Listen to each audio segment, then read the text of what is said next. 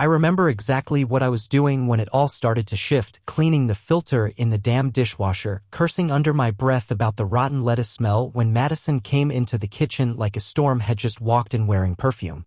She didn't say anything at first. Just stood there, watching me. Something in her silence made me look up. Her arms were crossed, her expression unreadable, like she was preparing to drop a bomb. "I want to talk," she said. And the way she said it, flat, clinical, made me feel like I was about to be diagnosed with something terminal. She sat down. I didn't. I leaned on the counter, drying my hands. Something was off. Everything was off. Her hair was still damp, like she'd showered somewhere else. Her shirt was on inside out. But I didn't say anything. I just waited. Then came the words. "Calm. Practiced. I think we've grown different. You want routine. I want something else." I blinked. "Something else like what?" She exhaled through her nose, frustrated that I'd even asked. "I want freedom. I think we should consider opening our marriage." She said it like she was suggesting a new sushi place. No emotion. No shame. I laughed, because I thought she was kidding. I genuinely laughed. Then I saw the look in her eyes, and the bottom dropped out of my stomach. "No," I said. That was it. One word. My entire response. Not a scream, not a rant. Just no. But she wasn't done. She stood, walked over to the sink where I'd just been, and picked at a stray dish like it was the most natural thing in the world. "It's either that or we admit we're stuck. And I don't want to be stuck. Do you?" I didn't answer. I didn't trust myself to. She started going out more after that night. No explanations. Just vanished for hours. Came back smelling like hotel air conditioning and other people's soap. Every now and then, she'd toss me a casual lie with her keys on the counter. Book club ran late. Yoga class turned into drinks. There was a full moon, so we drove to the lake. None of it made sense. She stopped pretending to care whether I believed her. Weeks passed, and my silence grew louder than her excuses. We stopped eating together. I slept on the couch. One morning she dropped a list of groceries in my lap with a kiss on my forehead, like we were roommates in some college sitcom. I didn't go to the store. I stayed in the parking lot, staring at the steering wheel, feeling like I was inside someone else's life. And then I made a decision, not out of revenge, out of survival. If she wanted freedom, I'd give her a taste. And that's how I ended up messaging her best friend, Natalie. The one person she used to claim understood her soul. The same Natalie who told me years ago, drunk at a Christmas party, "If I'd met you first, none of this would have happened." I sent a message. Friendly, casual, testing the water. She responded in 6 minutes. We met for coffee, then drinks, then walks in places Madison never asked about. It was strangely easy, natural. We talked about things Madison never bothered to care about. Natalie listened. She laughed. She saw me, and I realized that for the first time in months, I wasn't invisible. Madison didn't even notice anything for weeks. Too busy being enlightened and free. But then came the explosion. The moment that changed everything. I was in the kitchen again. Fitting, I guess, when she came home unannounced in the middle of the afternoon. Her face was wild, like she'd seen a ghost. She stormed in, slammed her phone on the table, screen still lit with a photo of me and Natalie. At a market downtown, her hand on my arm, laughing at something I'd said. "You're seeing her?" She hissed. Not yelled. Hissed, like a snake being cornered. I didn't answer. I looked at the phone, then at her. She stepped closer. "You're seeing Natalie? My best friend? Are you insane?" Now it was my turn to be calm. "I thought we were free, remember?" She went pale, then red, then pale again. Her lip trembled, but not from sadness, from rage. "That's different," she snapped. "You don't get to do this.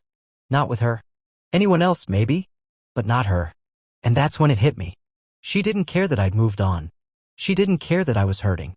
She only cared that I'd done it with someone she thought belonged in her orbit. Her world.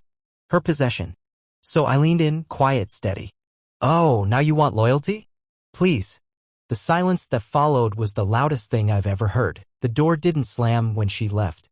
That was the first surprise. She just walked out like she was heading to pick up milk. No yelling, no dramatic exit. Just absence. And that scared me more than any tantrum would have. I sat down at the table, still facing her glowing phone. My hands didn't shake. I wasn't sweating. I felt nothing. Not anger. Not relief.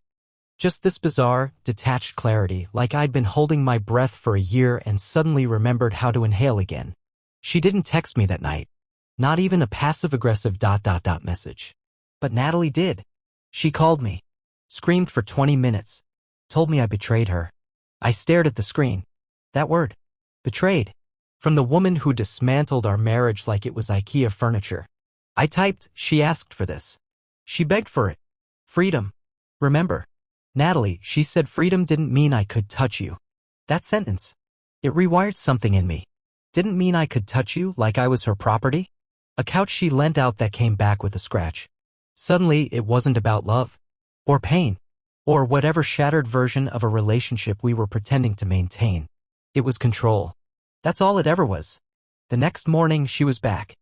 Sitting in the living room like nothing had happened, watching a documentary about mushrooms barefoot, holding a green smoothie she didn't even like. I stood in the hallway just watching her. Waiting. She looked up and said, I think we need rules. Boundaries. I almost laughed. For our open marriage? No, she said. For your thing with Natalie. My thing. Like it was a rash or a phase. I walked into the room, leaned against the wall. You mean my relationship? She flinched at the word. I saw it. She tried to cover it with a sip of her smoothie, but her grip tightened around the glass. I think we should stop seeing other people for a while, she said, as if she hadn't already stomped through half the city's dating pool like Godzilla in heels. So now you want monogamy? She shrugged. I just want us to focus on us. I sat down, staring at her. Her nails were painted differently. She hated green. And there she was, drinking spinach. Everything was performance. Even now. Especially now. No, I said quietly. She blinked. No what? I'm not stopping anything. You started this. You cracked this thing open with your bare hands. Now you want to glue it shut because it's inconvenient? I'm done playing by your script. Her mouth twitched. She wasn't used to being told no. She leaned forward, her voice soft and venomous. She's not who you think she is. Natalie's weak. She needs attention. She'll get bored. I smiled. That's funny. She said the exact same thing about you. Her face cracked for half a second. Just a flicker. But I saw it. And I knew. In that moment, she wasn't angry because she'd lost me. She was angry because she couldn't control the narrative anymore. And then, here's where it got wild, she tried to pivot. I think I'm pregnant. Silence. She watched me, waiting for the reaction. The panic. The desperation. But I just stared. Because the math didn't work. We hadn't touched each other in months. Maybe more. I stood. Calmly. Is it mine? She didn't answer. Just looked away. Eyes flicking toward the window like there might be an escape hatch in the sky. That's when I knew. She was bluffing. She wanted leverage. Sympathy. A new leash on my neck. I nodded slowly. You really thought that'd work? And she cracked. Finally. Threw the smoothie against the wall. The glass exploded. Spinach splattered across the floor. She screamed something I didn't catch. Maybe it was my name. Maybe it was a curse. And then she ran to the bedroom, slammed the door, locked it like we were in high school. I didn't follow. Instead, I walked outside. Called Natalie. I told her everything. The bluff. The tantrum. The spiral. She didn't even sound surprised. She doesn't want you. She wants the version of you that stood still while she ran wild. I nodded. That version's dead. She exhaled. Then come here. Just come here. And I did. Because the truth was, I was already gone. The first night I spent at Natalie's place felt like stepping into someone else's life. Her apartment smelled like vanilla and jasmine, soft, warm, unfamiliar. Everything was too neat, too untouched, like a life paused mid-sentence. She had records stacked beside the old Crosley she never used, books with cracked spines, a wine rack with dust on the bottles. The kind of place where time hadn't rushed or fractured, just sat still. We didn't talk much that night. We didn't need to. She handed me a glass of wine, not asking if I wanted one, just knowing. We sat on her balcony under a ridiculous plaid blanket, watching the city blink below us. And for a few hours, everything stopped spinning. I didn't bring a bag. No clothes, no toothbrush. Just my phone and keys. And I left the location on, deliberately. Let her see I wasn't hiding. Let her stew. Around 2 a.m., Natalie finally said something. Her voice was quiet, like she was afraid words might break whatever spell we were under. She's going to burn the house down. I turned to her. She already did. The next morning, I woke up to 9 missed calls. 3 from Madison. 6 from a number I didn't recognize. I didn't call back. I just scrolled through the texts. One stood out. No greeting. No name. Just this. You'll regret this. She's not who you think she is. It wasn't signed. But I knew. It was one of her others. One of the shadows she kept around for comfort. I could feel it in the phrasing. That weird mix of possessive and pathetic. Natalie saw the message. She didn't ask. She just handed me coffee and turned on some instrumental vinyl to drown out the world.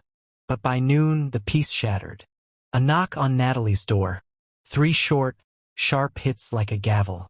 I opened it, knowing who I'd find.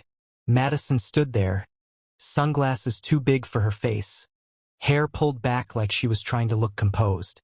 But her lips were trembling. Not from sadness, from the effort of holding back the storm.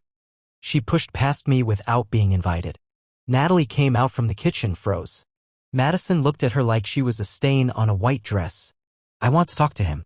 Alone. Natalie didn't move. He's not yours anymore. That lit the fuse. Madison spun to me, pointing like she was calling a shot. This is pathetic, Jake. You think she's any better? You think she gets you?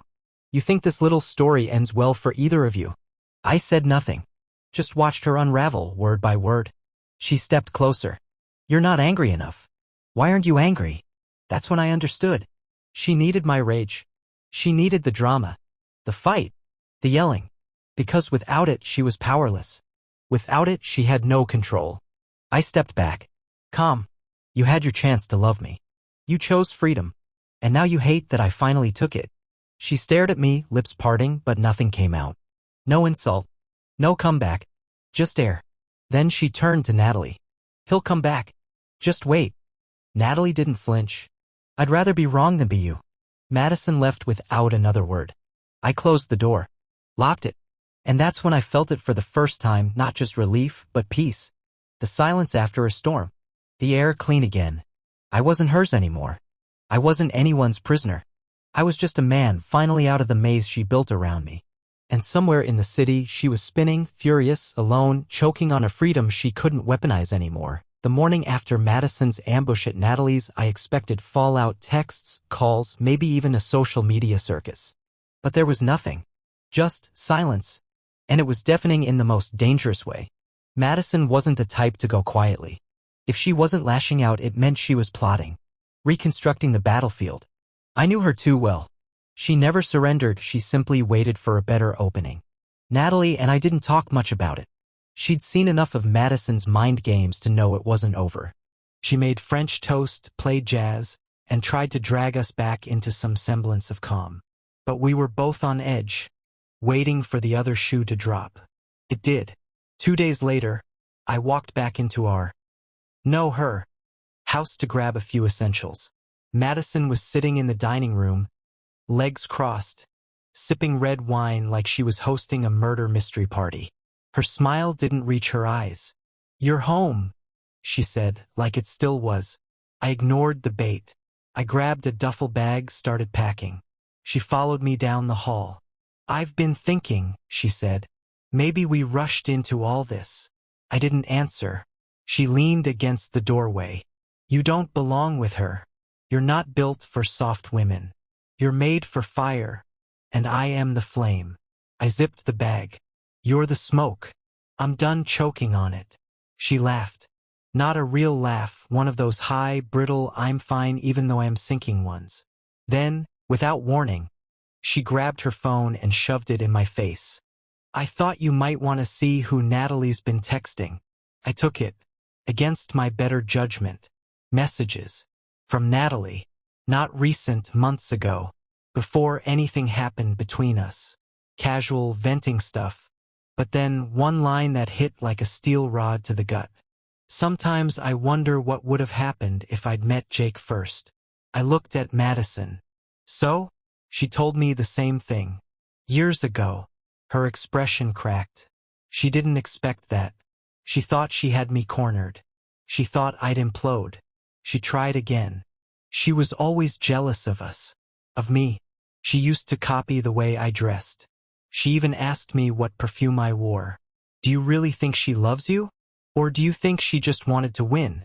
I let the silence sit for a minute, then said, You ever stop to think that maybe you were the one people needed to be rescued from? That landed. She froze, lips parted like she wanted to respond but didn't have the script. I left without another word. Walked past her, out of the house, duffel slung over my shoulder like the last weight I'd ever carry for her. I didn't even look back. Not once. Later that night, I told Natalie. Everything. About the texts, the confrontation, the emotional landmines Madison tried to plant. Natalie listened, face unreadable. Then she pulled out a shoebox from under her bed. Inside, dozens of letters. Unsent. Unopened. Dated from 2, 3, even 4 years ago. I wrote these every time I wanted to tell you how I felt, she said. But I couldn't. Because of her. I read a few. Not all. But enough. Enough to know her love wasn't a response to Madison. It wasn't revenge. It wasn't performance. It was real.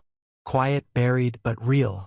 I sat down on her floor, surrounded by pages she never meant for me to see, and felt something I hadn't in years seen.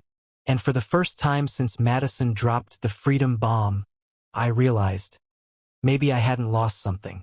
Maybe I'd finally escaped it. The storm didn't end with me walking out of that house. It just changed form. Madison couldn't manipulate me face to face anymore, so she did what she did best. She rewrote the narrative behind my back. And this time she brought an army with her. It started with a call from a mutual friend. David. Harmless guy. Always caught in the crossfire of Madison's drama without realizing it. He sounded confused, hesitant. Hey man, I heard you left Madison? For Natalie. There was that tone, like I'd been caught stealing from a charity box. Yeah, I said simply. Why? A pause. She's telling people Natalie seduced you, that she used your marriage problems to get close, that it wasn't consensual. That word. It made my stomach turn. She's what? She said Natalie manipulated you, that you weren't thinking straight. She's telling everyone you're in some sort of rebound spiral and that Natalie's dangerous. I didn't respond. Couldn't.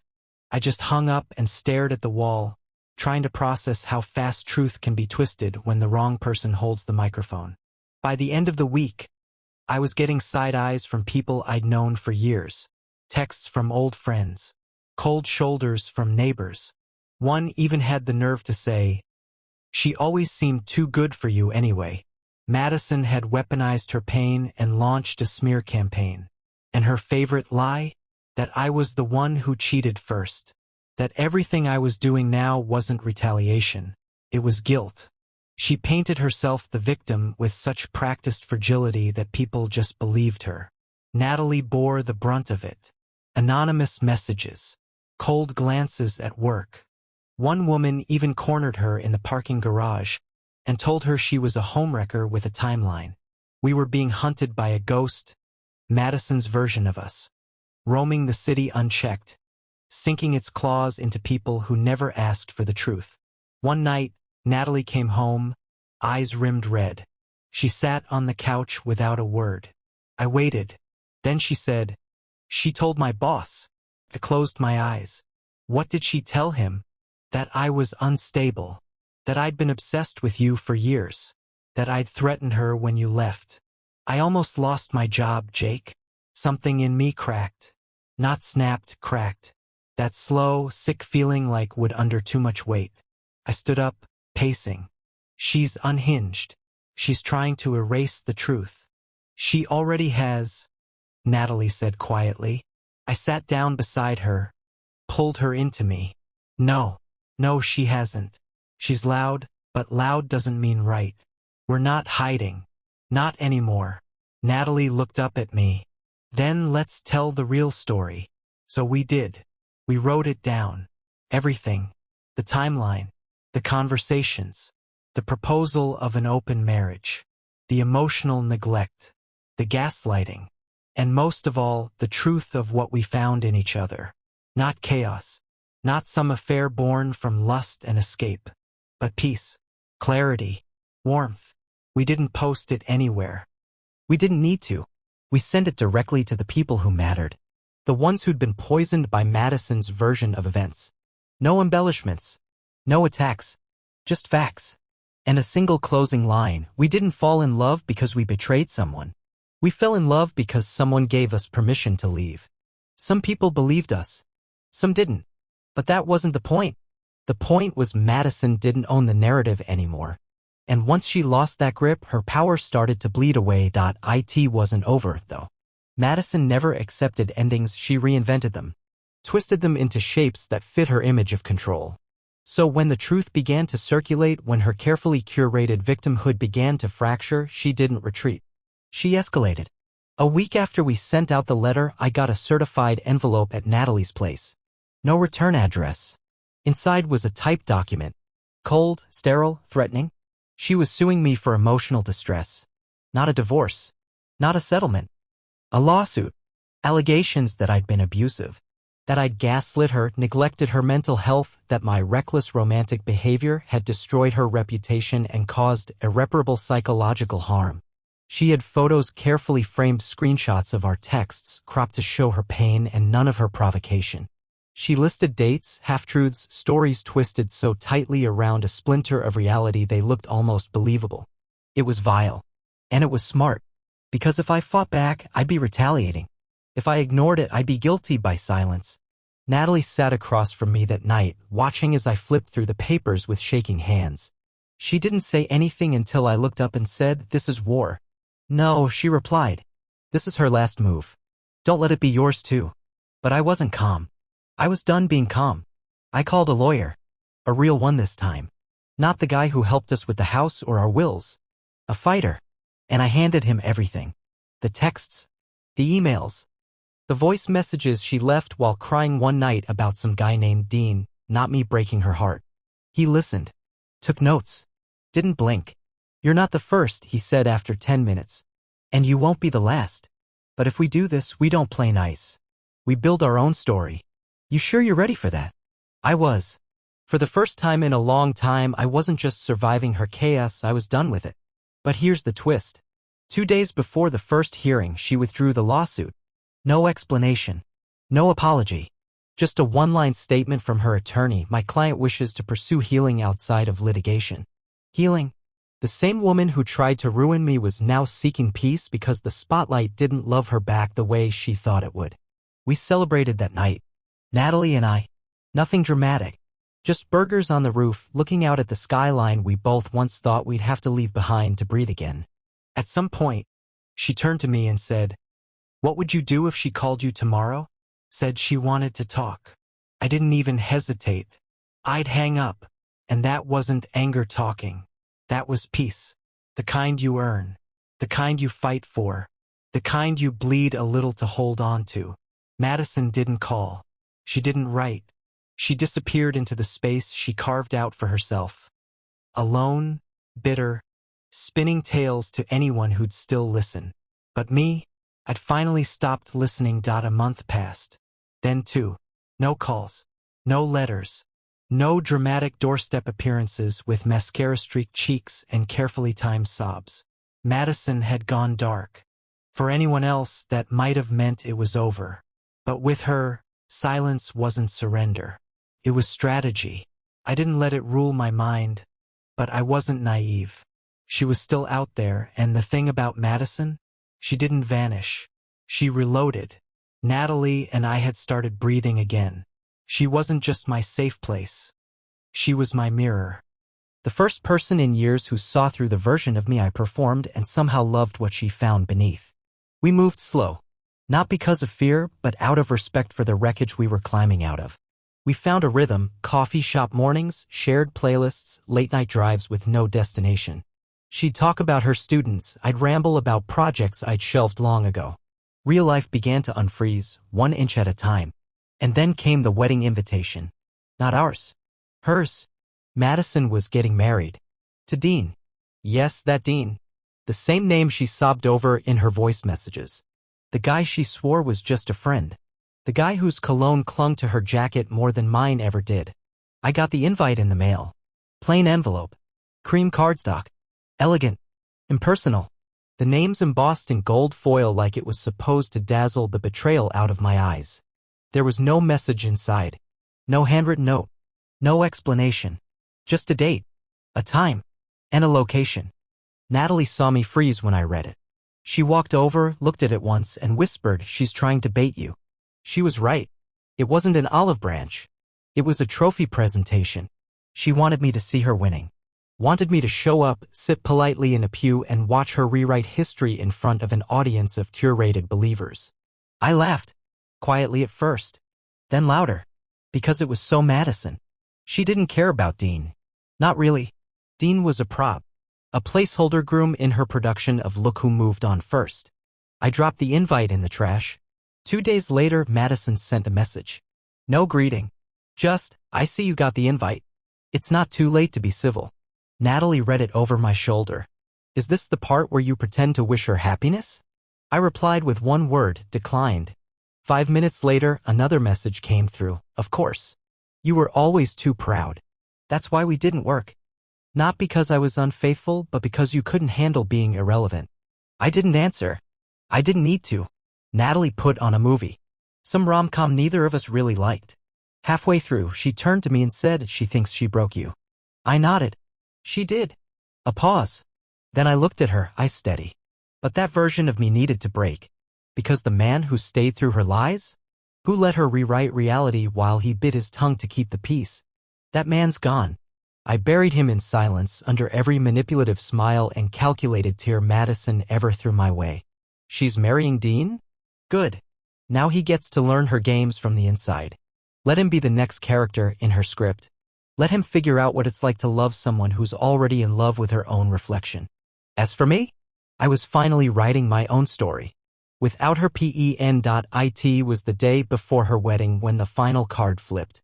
I was at Natalie's, helping her hang new curtains, when I got a call from a number I didn't recognize. I let it go to voicemail. I wasn't about to waste another breath on spam or ghosts. But then another call. Same number. And then a text. "It's Dean. I need to talk. Now." That stopped me cold. Natalie saw my face change and paused mid-stretch on the step stool. "You okay?" she asked. I stared at the message. Then I hit call. He answered immediately. No greetings. Just breathing and something else behind it. Panic. "She's not who I thought she was," he said, voice tight, like he hadn't slept. "I don't even know why I'm calling you, but I read your letter." I sat down. Slowly. Dean kept talking. Words poured out like a damn confession. He'd found her old phone, tucked away in a drawer, logged into her email. Hundreds of messages to other men. Half of them dated during the early stages of their relationship. Some even overlapped with our marriage. "She told me you pushed her into the open thing. That you were cold, controlling, that you used Natalie to punish her." I stayed silent. "She lied to everyone, man. And I bought it. I was gonna marry her tomorrow." Then he said something I'll never forget. "She looked me in the eye last night and told me she's finally ready to settle. Like I was a retirement plan, not a person." I exhaled. "So why are you calling me?" "Because you're the only other person who knows what it's like. Who got burned by the same fire. And I guess I needed to hear it from someone who made it out." It was surreal hearing this man, this supposed rival, crumble under the same pressure I'd carried for years. And the strangest part? I didn't feel victorious. I didn't feel smug. I felt relief. Because finally, someone else saw her. Dean canceled the wedding. I found out from a friend later that day. There was no dramatic scene. No runaway bride moment. Just a private cancellation. A quiet unraveling. And a text blast to the guest list that read, "Event postponed indefinitely." But Madison, she didn't go quietly. That night, she showed up at my apartment. I wasn't there, but Natalie was. She told me about it later, how Madison didn't even knock. Just walked in like she still owned the world. Natalie didn't yell. She didn't cry. She just stood in the middle of the living room and let Madison talk. She said I poisoned you, that you were good before me, that she gave you the best years of her life. I asked what she said back. Natalie smiled. I told her the truth, which was that the best years of your life hadn't even started yet, and she wasn't going to be in them. Madison didn't reply. She just stared at her, then left. No more fireworks, just vanished again. And for the first time, I think it stuck. She'd lost the one thing she couldn't live without. Control. Over me. Over Dean. Over the version of herself she forced others to believe in. And I was just starting to feel free. There was a stillness in the days after Madison's second vanishing act, a kind of quiet that didn't feel temporary. It wasn't peace exactly. It was something deeper. Like the aftermath of a war where the victors didn't celebrate, they just walked the ruins and took stock of what remained. I wasn't broken anymore. I wasn't angry either. What I felt now was harder to explain. It was like I'd been carrying a weight I thought was mine to bear, only to realize it had always belonged to her. And once I dropped it, once I truly let it fall, the silence wasn't empty, it was honest. Natalie and I finally moved in together. Not with ceremony. No social media announcements. Just boxes, playlists, and a lazy Sunday where we realized we didn't want to keep driving back and forth between our lives anymore. It was easy. And that, after everything, felt revolutionary. One evening, we sat on the balcony, her feet on my lap, my fingers tracing lazy circles over her ankle when she asked, "Do you think she'll come back?" The old me would have braced. Expected it. Prepared for it. But I didn't even flinch. No. Not like before. Natalie watched me for a long time, then nodded. Good. But I knew what she really meant. Not would Madison return, but would I ever go back to that version of myself if she did? The answer was no. Because here's the thing no one tells you about emotional hurricanes like Madison. They don't stop until you stop rebuilding their storms into shelter. And I was done being her house. But even in her absence, she lingered. Mutual friends still carried whispers. The occasional photo would pop up Madison in some bar, some party, always looking like she was starring in a drama no one else had the script for. One friend said she was working on herself. Another said she was writing a memoir. A memoir. Of course she was. A few people tried to play mediator. Tried to tell me I should meet her for closure. I told them closure is a scam. Closure is what manipulators sell you so they can pry open the wound one more time under the guise of healing. Closure is the final chapter they get to narrate. I didn't need it. I had the truth. And the truth didn't need punctuation. It just needed distance. And in that distance, I found myself again. Not the man she married. Not the man she tried to break. The man who came out the other side, not untouched, but uncaged.